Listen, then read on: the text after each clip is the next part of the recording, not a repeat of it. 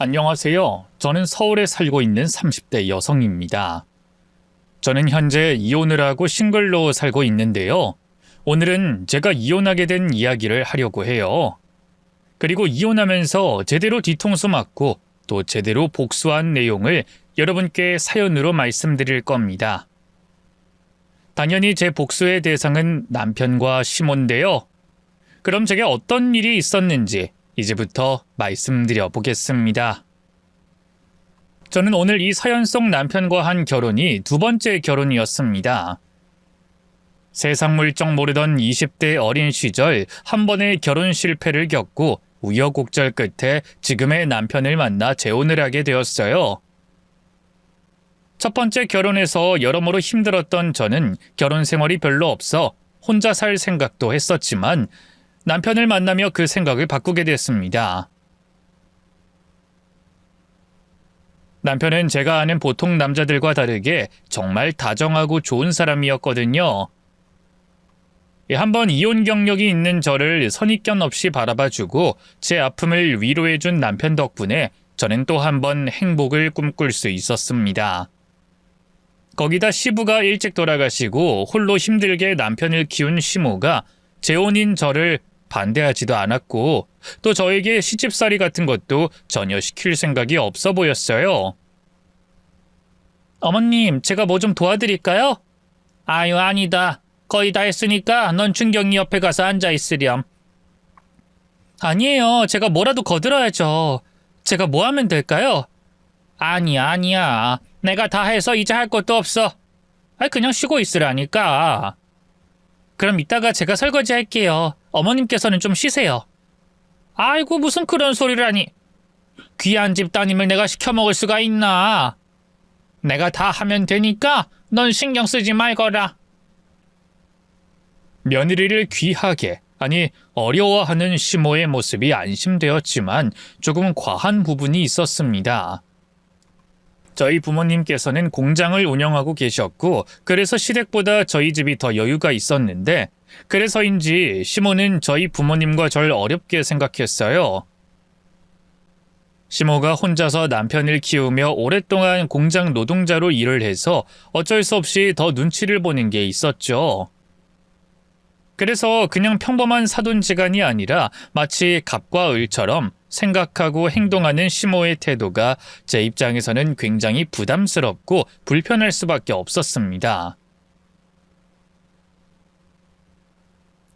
사장님께서는 하는 일은 잘 되시지? 어머님, 사장님이라뇨. 사돈이라고 편하게 부르세요. 그래, 바깥 사돈. 아니, 나도 모르게 자꾸 사장님이라고 하게 되네. 아무튼 다들 무탈하시고. 그럼요. 다 어머님께서 신경 써주신 덕분이죠.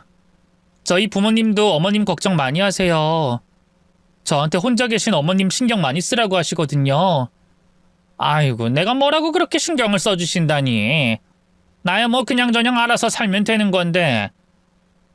괜히 네가 나 때문에 귀찮은 일이 느는구나. 아니에요. 무슨 말씀을 그렇게 하세요.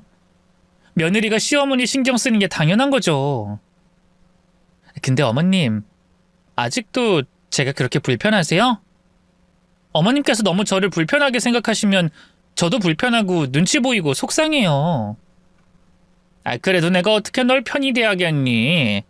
며느리를 너무 편히 대하는 것도 안 좋다 그러던데. 이제 다 같은 가족인데 뭐 어때요? 전 어머님께 딸 같은 며느리가 되고 싶은데 어머님께서 절 편하게 대해주셔야 저도 어머님을 편하게 대하죠.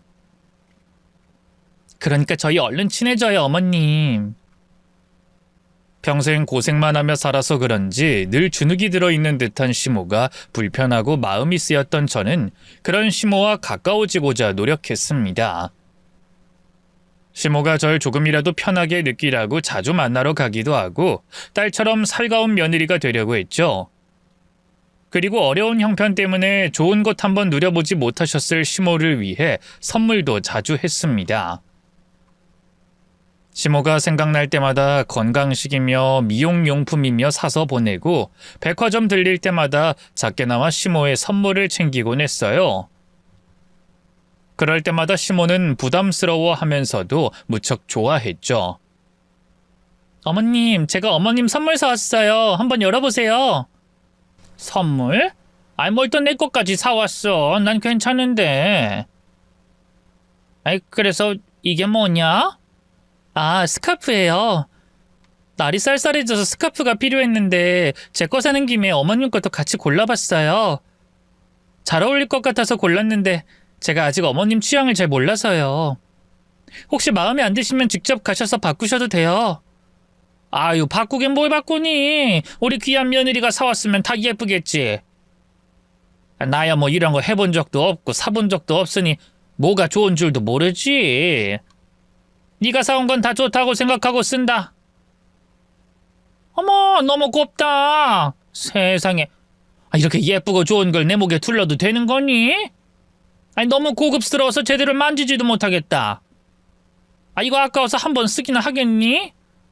에이, 그러지 마세요. 실컷 쓰시다가 질리시면 또 사드리면 되죠. 너무 고맙다, 나희야.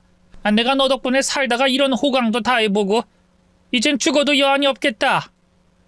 어머님은 말씀도 참. 앞으로 누리실 호강이 얼마나 많은데 그런 말씀을 하세요. 제가 앞으로 좋은 것 많이 해드릴 테니까 기대하세요, 어머님.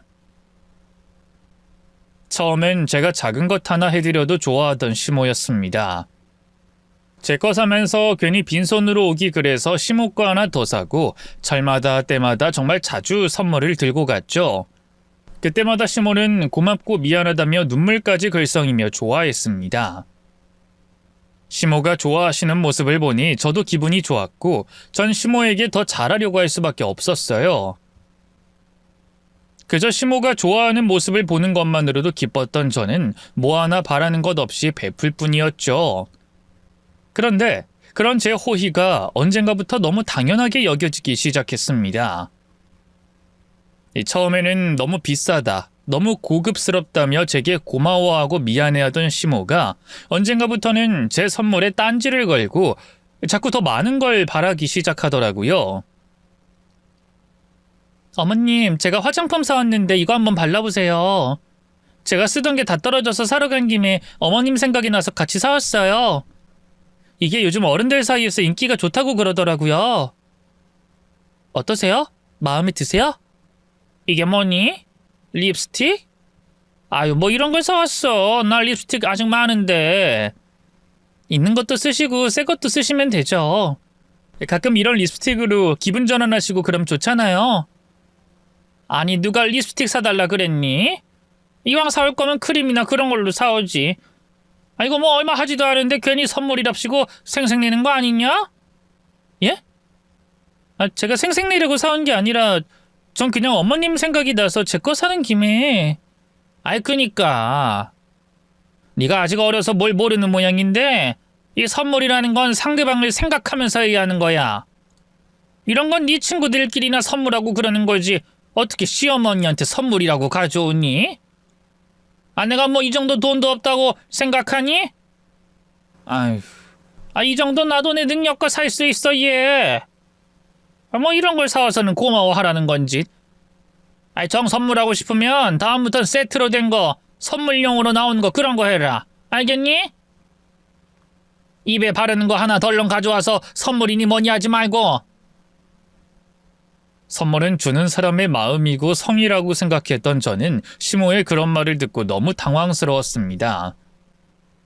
그동안 크고 작은 선물들을 많이 해서 선물의 가격이나 사이즈는 상관없다고 생각했는데 시모는 그렇게 생각하지 않는 것 같더라고요.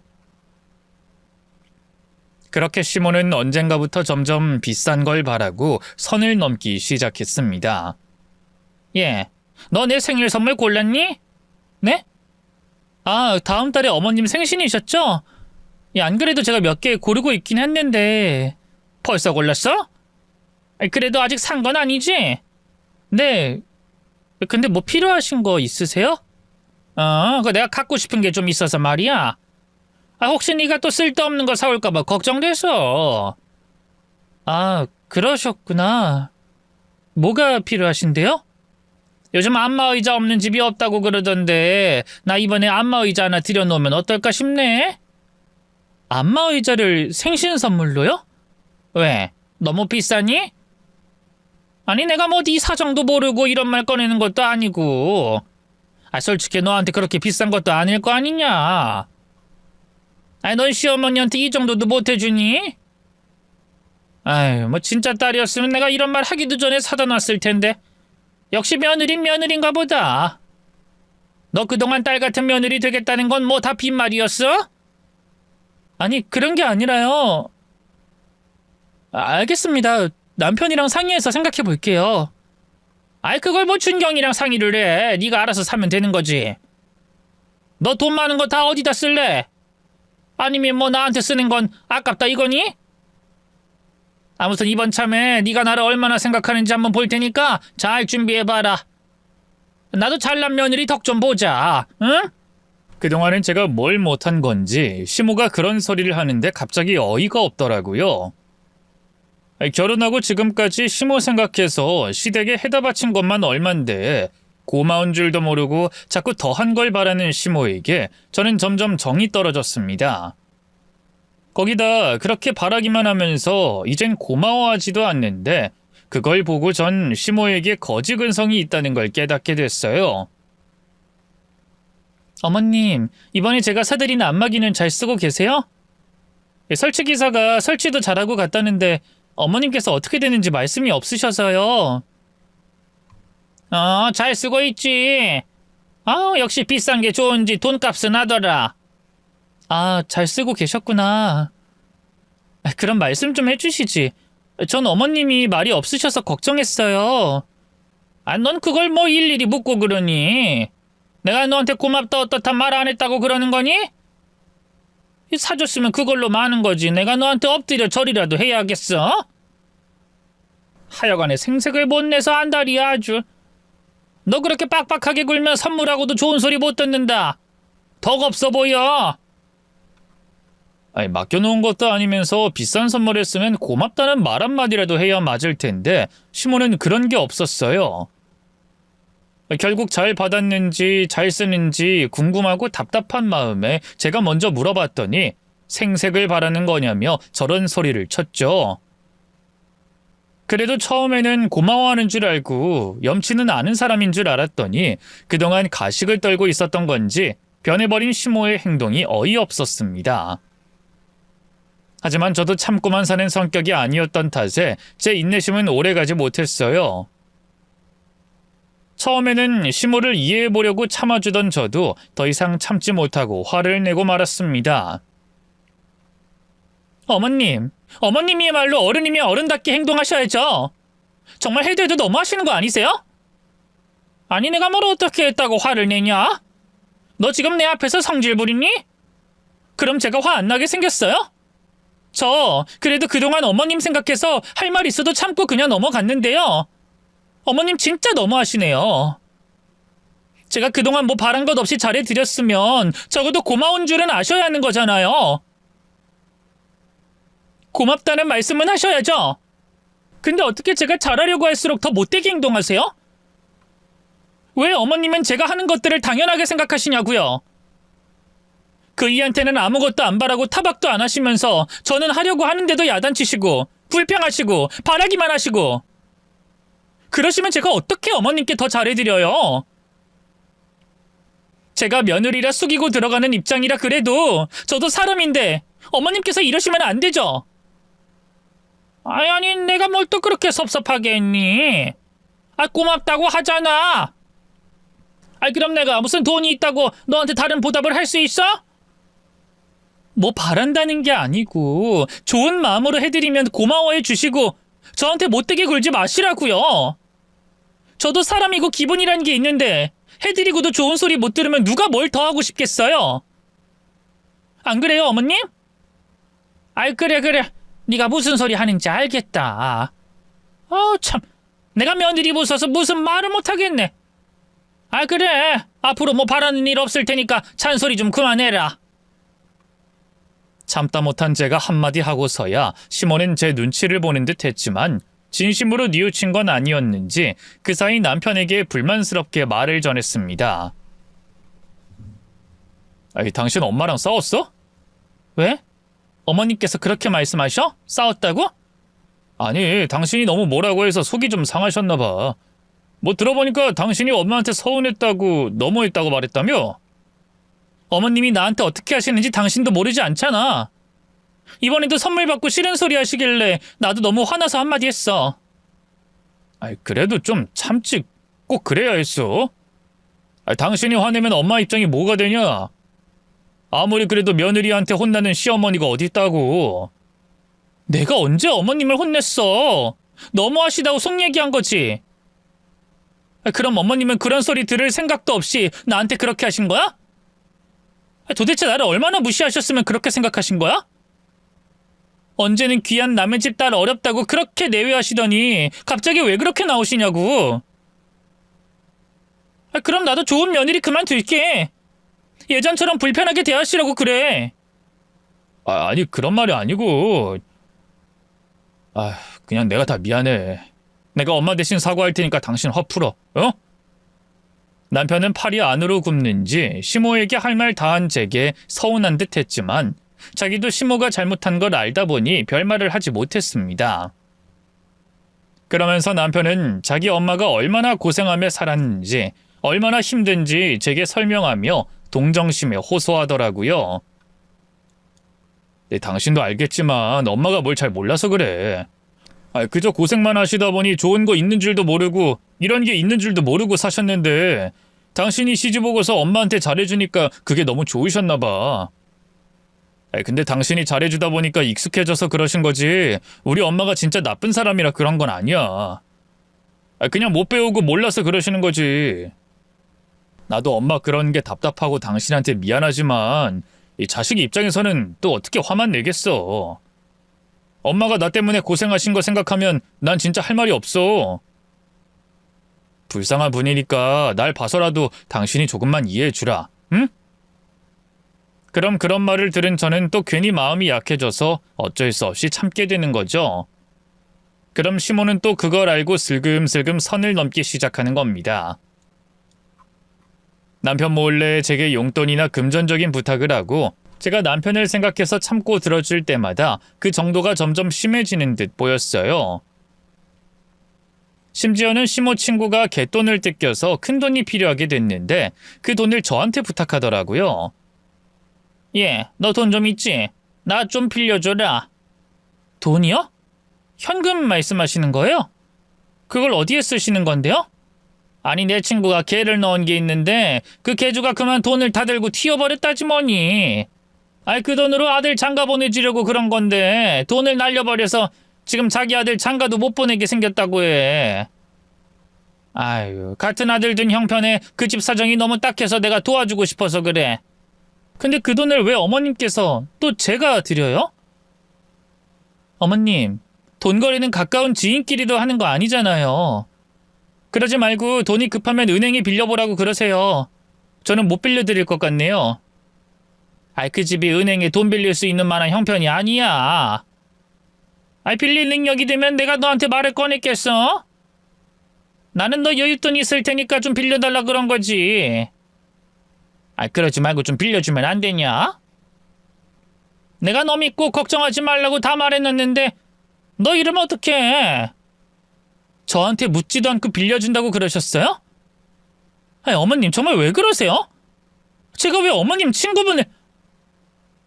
어쨌든 전 돈 못 빌려드리니까 정 빌려주고 싶으시면 어머님께서 알아서 하세요. 심지어 자기 친구가 아들 결혼 비용으로 대줄 갯돈을 날려먹었다며 그걸 저한테 빌려달라고 그러는데 정말 무슨 염치가 있는 건가 싶은 겁니다. 심지어 시모는 저희 결혼할 때 뭐 하나 해준 것도 없었는데 말이죠. 그런 시모 때문에 이혼 생각까지 들었지만 이미 한 번의 이혼 경력이 있었던 저는 쉽게 결정을 내릴 수 없었습니다. 이번에야말로 행복한 결혼 생활을 할 수 있을 거라고 생각했는데 제 행복을 기대하실 아빠에게 2번이나 그런 상처를 안겨드릴 자신이 없었어요. 거기다 엄마가 일찍이 세상을 떠나셔서 바라는 거라곤 제 행복밖에 없는 분인데 어떻게 그런 분께 또 이혼하겠다고 말하겠어요. 그렇게 저는 어떻게든 시모를 참고 견디며 남편과의 결혼 생활을 유지하려 노력했습니다. 그런데 그러던 어느 날 아빠가 갑작스러운 사고로 그만 세상을 떠나시고 말았어요.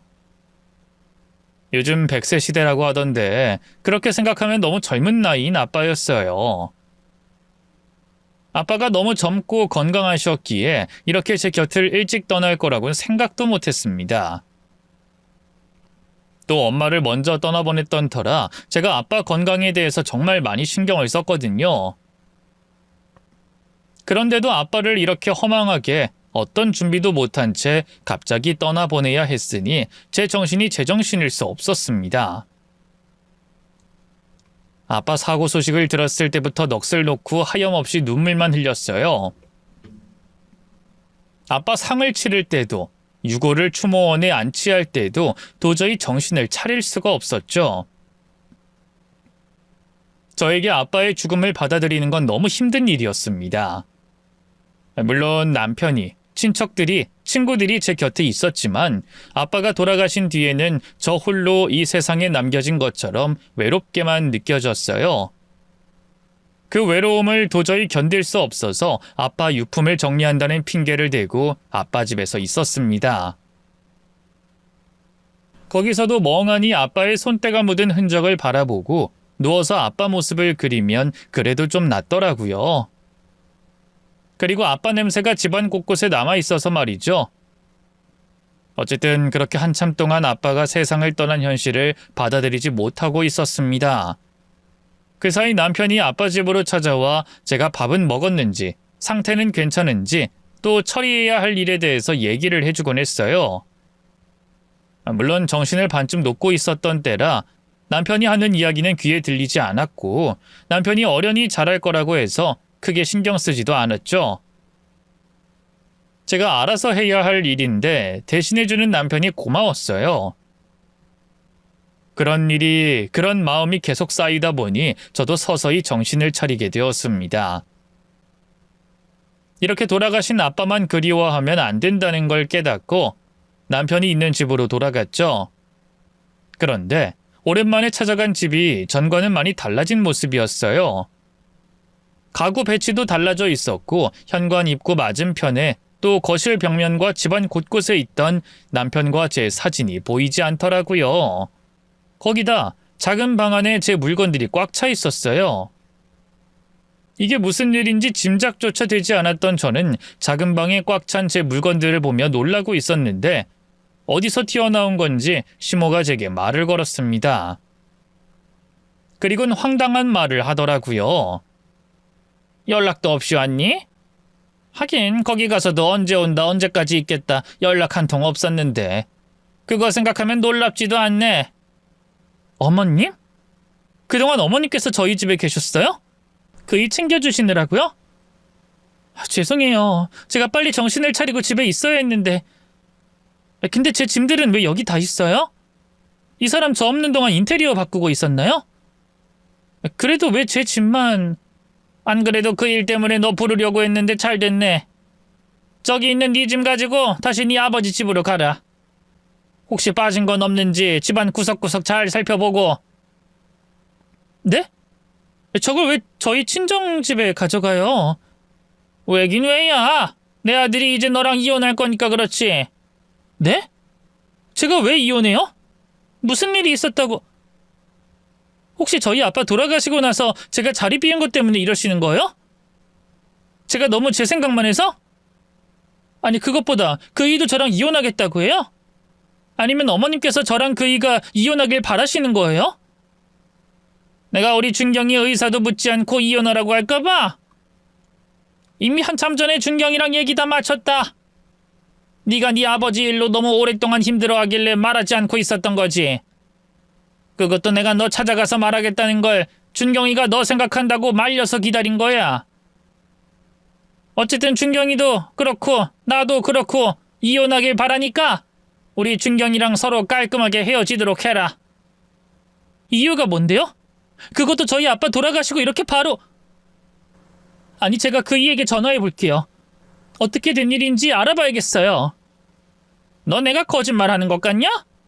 내가 언제 준경이 일로 거짓말한 적 봤어? 너 그렇게 하는 거 이미 마음 떠난 우리 준경이 힘들게 하는 거야. 괴롭게 하는 거라고. 그럼 이혼하는 과정이 더럽게 된다니까? 서로 치고받고 싸우기 전에 좋게 헤어지자는 말인데 왜 그걸 못 알아들어? 못 알아듣는 게 아니라 확인하겠다는 거예요. 무슨 이유인지도 모르고 이혼할 수 있겠어요? 이야기를 들어보고 그럴 만한 일이라면 이혼이든 뭐든 하겠다고요. 이혼할 일이라도 그러네. 우리가 별일 아닌 일로 이혼 얘기를 꺼내겠냐? 내가 내 자식 이혼하는 꼴을 보고 싶어서 이혼하라고 하겠어? 지금도 이 잠깐 얘기한 걸 가지고 목소리가 이렇게 높아지는데 준경이랑 얘기하면 뭐가 어떻게 되겠어? 당연히 서로 잘못했다면 싸울 거 아니야? 그리고 헤어지는데 뭐 거창하게 이유가 필요해? 헤어지고 각자 잘 살면 되는 거지. 집에 돌아오자마자 남편과 이혼하라는 시모의 말에 황당하지 않을 수가 없었어요. 왜 이러나 싶었고 제가 뭘 잘못했나 싶었죠. 굳이 제 잘못을 따져보자면 아빠가 돌아가시고 나서 정신을 못 차려 집안을 남편을 챙기지 못한 겁니다. 그런데 그게 이혼이라는 얘기가 나올 만큼 배우자가 이해 못할 일은 아니라고 생각했어요. 더군다나 저에게 아빠가 어떤 존재인지 아는 사람 입에서 말이죠. 저는 그 상황을 절대 이해할 수 없었습니다. 또 제가 결혼한 사람이 시몬은 아니잖아요. 그러니까 남편 입에서 저와 왜 이혼하는지 그 이유에 대해서 들어봐야 하겠는데 시모가 계속 이혼하라는 말만 하는 거예요. 그리고 자기 아들과 얘기가 다 됐다고 말하고는 정작 이혼해야 하는 이유에 대해서는 제대로 설명을 못하는 겁니다. 너무 이상했죠? 그런데 그것보다 더 이상한 점을 눈치챘어요. 생각해보니까 시모가 저에게 이런 식으로 반응한 적이 있나 생각이 들었던 거죠. 이제까지 시모가 저에게 투정이나 신경질적인 반응을 보이긴 해도 이렇게까지 눈에 쌍심지를 켜고 소리를 지르며 따진 적은 없었거든요. 그래서 제가 더 당황했던 것도 있고요. 그러니까 그런 시모의 모습을 처음 봤던 거죠. 물론 아들과 이혼할 며느리라서 막 나올 순 있었지만 부부싸움은 칼로 물베기라는 말처럼 어떻게 될 줄 모르는데 시모가 왜 이렇게 나오나 싶었어요. 제가 아들과 이혼할 확실한 무엇이 있거나 믿고 있는 게 있다고 생각이 들었죠. 그래서 시모가 소리를 지르며 이혼하라고 떠는 동안 도대체 뭐가 있을까 생각을 곰곰이 해봤는데 그때 머릿속을 스치는 일이 하나 있었습니다. 바로 저희 아빠 공장이었어요. 제가 정신을 놓고 아빠 집에 있었을 때 남편이 아빠 공장을 언제까지고 멈춰있게 놔둘 수 없다며 자기가 물려받아 일하겠다고 했거든요. 사실 저로서는 아빠 공장 일에 대해서도 아무것도 모르고 그때는 그런 생각조차 할 수 없고 해결할 의지조차 없었던 때라 남편에게 모든 걸 일임했습니다. 공장을 물려받는 게 그냥 상속하듯이 대표자만 변경하는 게 아니라 아빠 이름으로 된 공장 등록을 취소하고 남편 이름으로 다시 등록해야 했거든요. 그 복잡한 과정을 남편이 모두 알아서 처리해줬고 저는 도장 찍으라는 곳에만 제가 찾아가서 확인해야 하는 서류만 확인하고 남편이 아빠 공장을 뒤이어 운영할 수 있게 도와줬죠.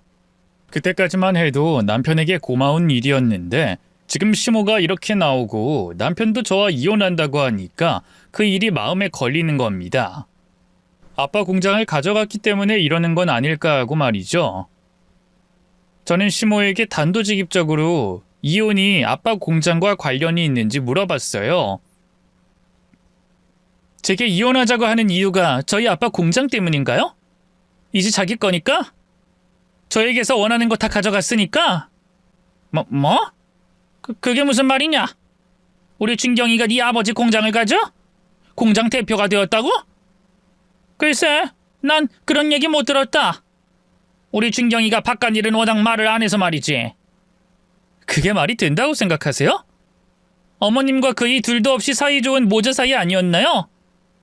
시시콜콜한 얘기부터 부부 두 사람만의 비밀도 다 얘기하는 그런 사이로 알고 있는데 그 사람이 공장 얘기를 안 했다고? 그 좋은 일에? 얘가 무슨 말을 하는 거야? 그럼 내가 거짓말이라도 한다는 거냐? 우리가 딴 마음이 있어서 너랑 이혼한다는 거야? 너 네가 네 아버지 집에서 정신 못 차리는 동안 우리 춘경이가 얼마나 힘들었는지 알아? 네가 해야 하는 네 아버지 일 뒤처리하고 자기 일에 집안일까지 얼마나 정신없이 힘들었는지 아냐고.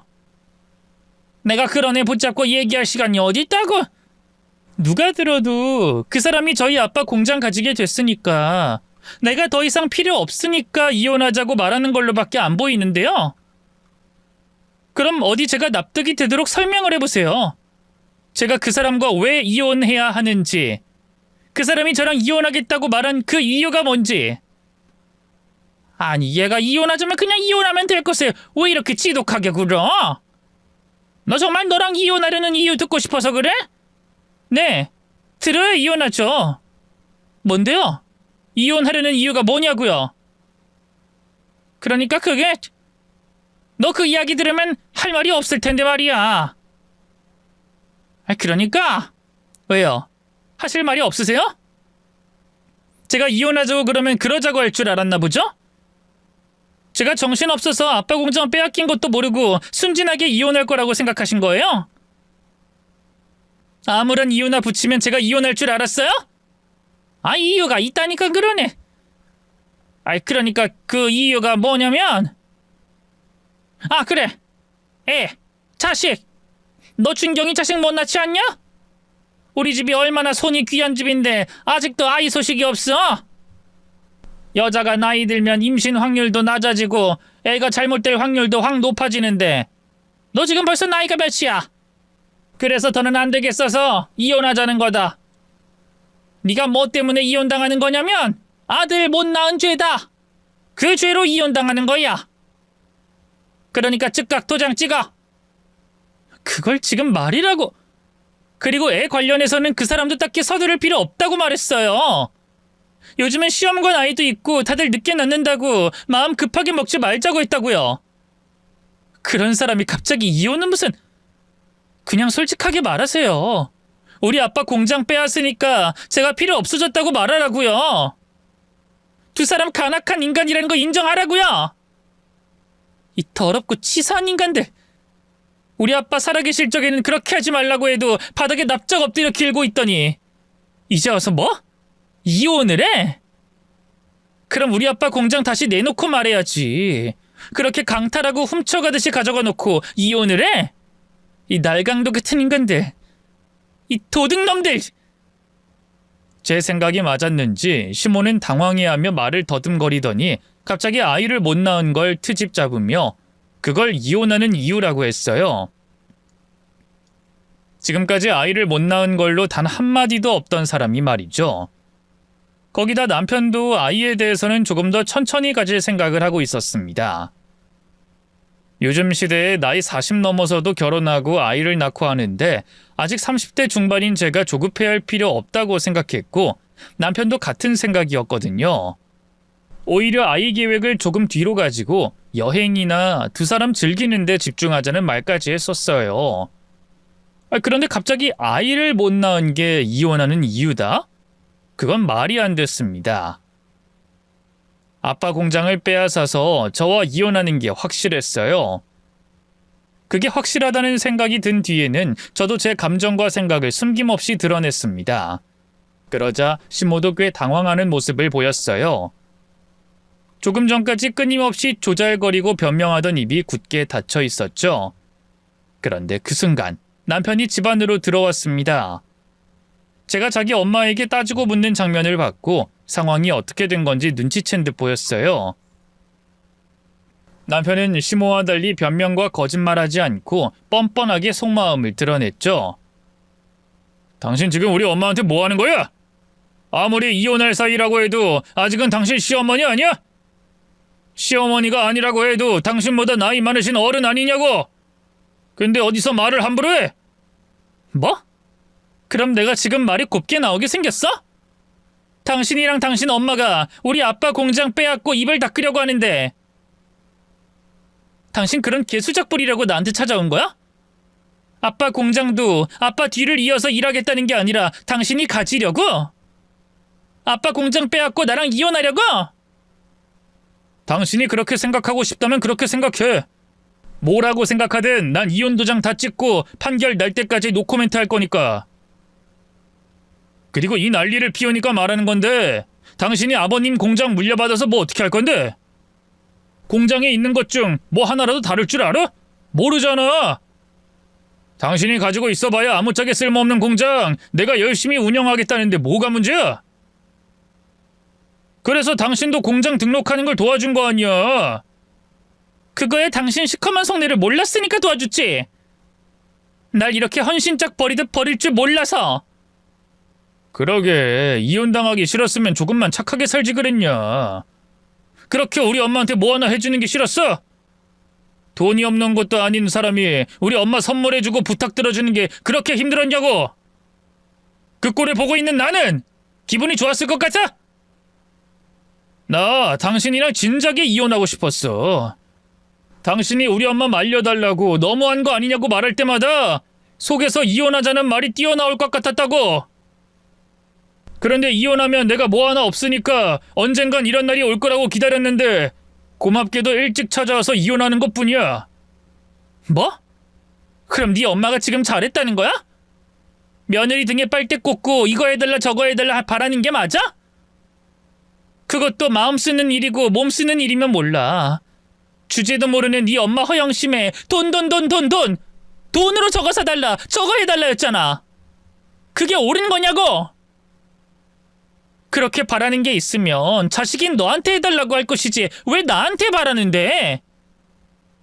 내가 그걸 참고 이제까지 있어줬더니 감히 내 뒤통수를 쳐? 우리 아빠 공장을 빼앗아? 빼앗긴 누가 빼앗아? 누가 강제로 했어? 당신이 허락하고 서류 확인하고 도장까지 찍은 일이야. 문제 없다고. 그렇게 억울하면 당신 아버지 공장 다시 가져가 봐. 근데 나도 바보는 아니라서 확인할 거 다 확인하고 한 거거든. 그러니 그 공장 당신한테 절대 안 뺏겨. 내 거라고. 근데 대신 내가 다른 건 하나도 건들지 않을 거야. 당신 아버지 돌아가시면서 당신이 받은 아버님 재산, 우리 공동 재산 등등 다른 건 건들지 않을 테니까 공장 건들지 말고 원래 서로의 것만 가져가고 이혼하자고. 뭐? 내가 우리 아빠 공장 빼앗길 것 같아? 소송은 이럴 때 하라고 있는 건데? 너 나랑 이혼 소송 해봤자 네가 불리해. 준비해도 우리가 너보다 더 먼저 더 많이 준비했는데 되겠냐? 우리가 질싸움을 먼저 걸겠어. 엄마도 너한테 말했겠지만 감정 소모 그만하고 깔끔하게 합의 이혼으로 헤어지자. 범죄자 새끼 주제 어디서 네 멋대로 판단하고 판결 내려? 나 너희 같은 모자 사기꾼에게 절대 안 당해. 우리 아빠 공장 절대 빼앗길 수 없어. 어디 법이 더러운 너희 편인지 아니면 무고한 피해자인 내 편인지 보자고. 내가 소송이란 소송은 다 해서 아빠 공장 다시 가져올 테니까. 뻔뻔한 남편의 반응에 도저히 참을 수 없었던 저는 큰 소리치고 집을 나왔습니다. 그리고 남편과 시모가 제 앞에서 두 손이 두 발이 되도록 빌게 만들려고 소송을 준비했어요. 특히 다른 건 몰라도 아빠의 공장만큼은 제가 어떻게든 다시 되찾아오려고 했죠. 그러기 위해서 이리저리 움직였고 변호사 이외에도 아빠 공장과 관련된 분들을 만나게 됐습니다. 아빠가 공장 후계자에 대해서 어떤 의중이 있었는지 듣게 된다면 남편의 행동이 탈취였다는 걸 증명하는데 도움이 된다고 했거든요. 그래서 아빠와 거래하고 알고 지내시는 분들을 찾아다녔는데 놀라운 이야기를 듣게 됐습니다. 그 이야기를 듣고는 저도 생각이 바뀌었어요. 바뀐 걸 넘어 앞으로 예상되는 상황 때문에 혼자서 포복절도까지 했죠. 아빠의 공장을 되찾기보단 지금 남편이 내민 조건 그대로 이혼하는 게 더 낫겠다 싶었습니다. 저는 바로 남편이 내민 합의 이혼 서류에 도장을 찍었죠. 변호사 찾아가니까 바로 당신 손해라고 나오지? 그래도 양심적인 변호사 찾아갔나 봐. 보통은 되찾을 수 있다고 하고 수임료 받아먹는 변호사가 대부분일 텐데. 이렇게 바로 합의 이혼하는 걸 보면 말이야. 잘 생각했어. 어차피 소송해도 못 찾을 공장 돈 날리고 시간까지 어비하면 뭐해? 그리고 기적처럼 되찾아도 당신이 운영할 수 있겠어? 공장 일이 쉬운 것도 아닌데. 그래도 내가 당신에게 미안하고 고마워서 재산 분할 원래 줘야 하는 것보다 더 주는 거니까 너무 서운해하지 마. 나 안 서운해. 오히려 당신한테 고마운걸? 당신 말대로 이렇게 돈도 더 챙겨주고 염치도 없고 늙어서 짐밖에 안 되는 당신 엄마도 데려가잖아. 거기다 어느 여자가 인간 쓰레기와 한 입을 덮고 살고 싶겠어? 그래서 고마워. 인간 쓰레기의 뱀 같은 당신과 이제라도 헤어질 수 있어서. 야, 좋게 헤어지는 상황에 뭐 그렇게까지 말하냐? 감정 상하게. 그렇게 말하면 네 속이 좀 시원할지 모르겠지만 너도 현실을 알지 않냐? 솔직히 네가 왕창 손해보는 거. 나 이제 네 아버지 공장 운영해서 돈 많이 벌고 너보다 젊은 여자, 말 잘 듣는 여자랑 결혼해서 애 낳고 잘 살 거야. 네가 어떻게 잘 살든 상관없이 내가 너 덕분에 잘 살게 됐다고. 우리 엄마도 덩달아서. 분하겠지만 이런 게 인생이라 생각하고 열심히 잘 먹고 잘 살아. 네가 잘 먹고 잘 살아야 나도 마음이 편할 것 같거든. 그래, 웃어. 웃을 때 실컷 웃어야 나중에 이때를 생각하면서 버티지. 네 말대로 난 잘 먹고 잘 살 테니까 너는 얼마나 잘 먹고 잘 사는지 보자. 근데 너 네 말대로 잘 살진 못할 것 같아.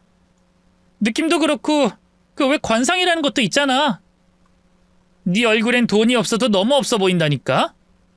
거기다 너나 네 엄마나 거지 근성이 있는데 잘 살 수 있을까 모르겠네.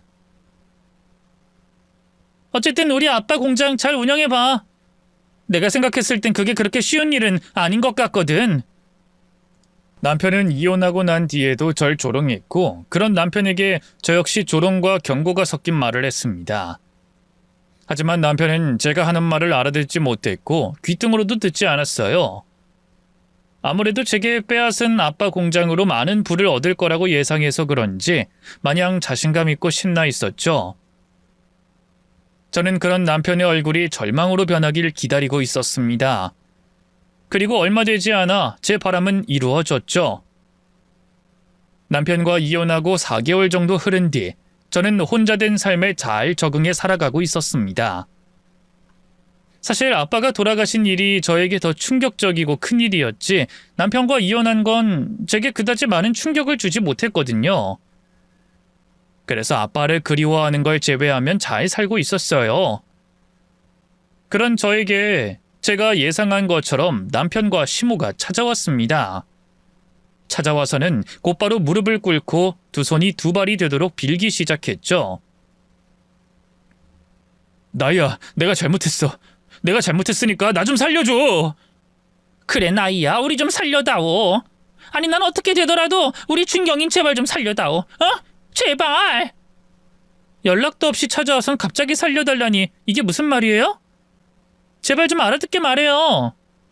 나한테 한 짓을 생각하면 잘 구슬려서 말해도 들어주기 싫은데 다짜고짜 도와달라니. 그러니까 나 진짜 쫄딱 망하게 생겼어. 공장 있잖아. 그 아버님 공장. 거기 빚이 잔뜩 있었어. 난 그것도 모르고 거기다 우리 쪽에 발주났던 곳들이 전부 다 중국 공장이나 다른 공장에 넣어서 그 빚을 갚을 상황이 안 된다니까? 근데 그걸 나보고 어떻게 하라고? 당신이 나한테 말했잖아. 나보고 공장에 대해서 뭘 하냐고. 그럼 내가 도와줄 수 있는 게 없지 않아? 그렇다고 내가 돈이 엄청 많아서 돈을 빌려줄 수도 없고 또 당신이 한 짓 때문에 돈이 있더라도 도와주기 싫고. 돈도 돈인데 네가 다른 사장님들 뵙고 나 좀 도와달라고 빚 갚는 거 조금만 더 기다려달라고 말 좀 해주면 안 될까? 발주 넣는 회사도 그렇고 다른 거래처도 그렇고 다들 아버님과 인연이 오래된 분들이라고 하던데 내가 직접 찾아가서 빌기도 빌었는데 이제까지 아버님 봐서 받을 빚을 안 받고 있었다면서 안 된다고 하더라고. 받을 건 받아야 하겠다고. 나 이제 좀 공장 돌리는데 익숙해졌거든? 발주 넣을 공장도 진짜 열심히 찾아다니면서 수소문하고 있어. 금방 아버님 때처럼 공장 돌아갈 거야. 그러니까 그때까지만 버틸 수 있게 네가 좀 도와주라. 응?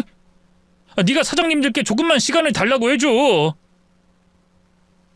제가 남편에게 아빠 공장을 되찾으려고 하다가 알아냈던 게 바로 이거였습니다. 문제없이 잘 운영되고 있다고 생각했던 아빠 공장이 사실은 빚이 꽤 많이 있더라고요. 네? 저희 아빠한테 빚이 있다고요? 정확하게 말하면 김 사장 빚이 아니라 회사 빚이지. 아마 우리 공장 말고도 여기저기 쌓인 빚이 있을 텐데. 공장이나 사업 운영하면 빚이야 쌓일 수 있으니까.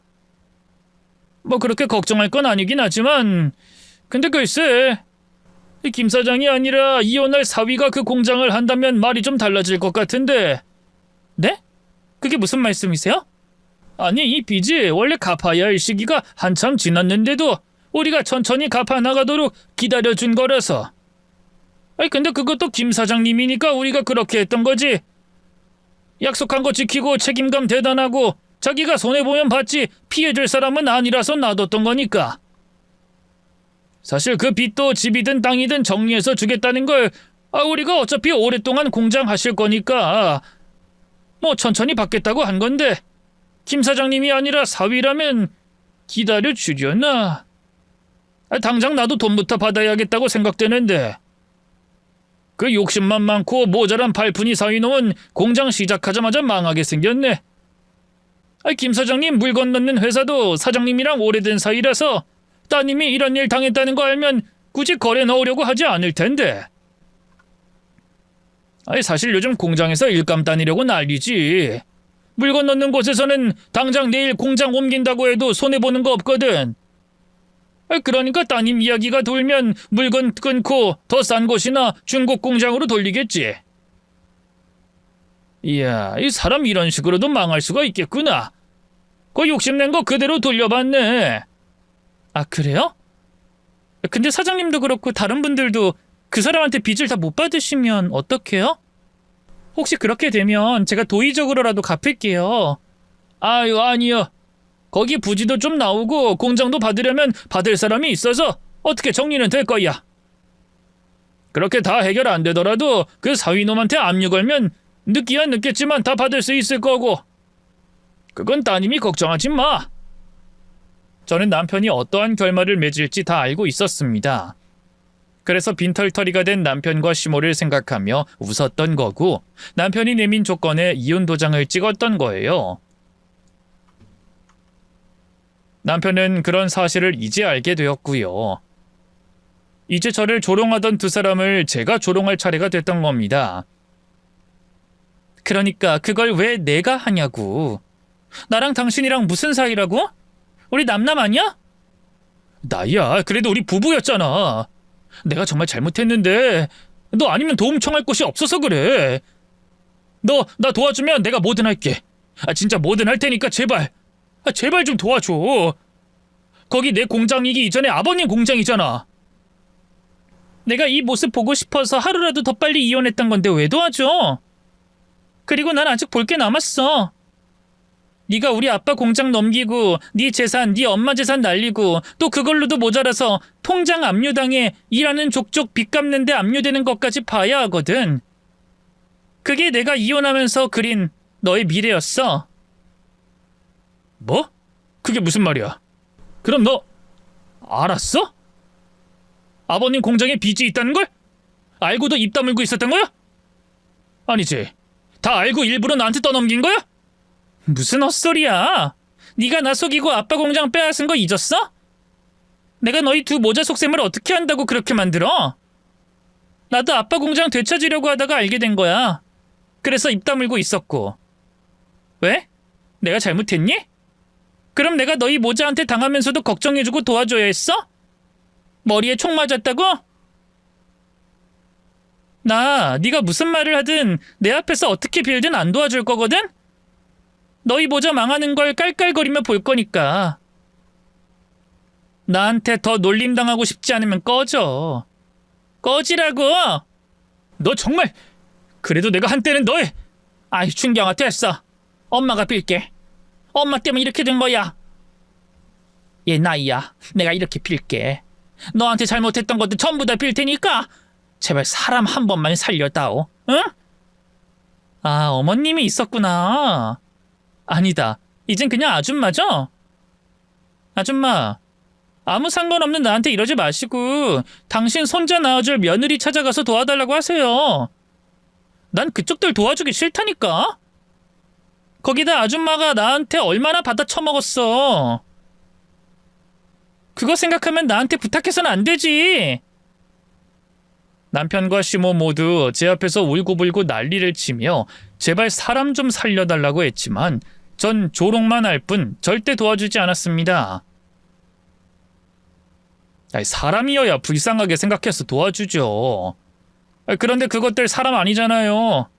은혜도 모르는 검은 머리 짐승이지. 그래서 끝까지 안 도와줬고 그 결과 남편과 시모는 쫄딱 망했습니다. 아빠 공장은 다른 사람에게 넘어갔고 시모와 남편의 남은 재산을 다 털어서 빚을 갚아야 했어요. 좀 아쉬운 게 저는 남편이 채권 회사나 어디에 쫓겨 살 줄 알았는데 빚이 그렇게까진 있진 않았나 보더라고요.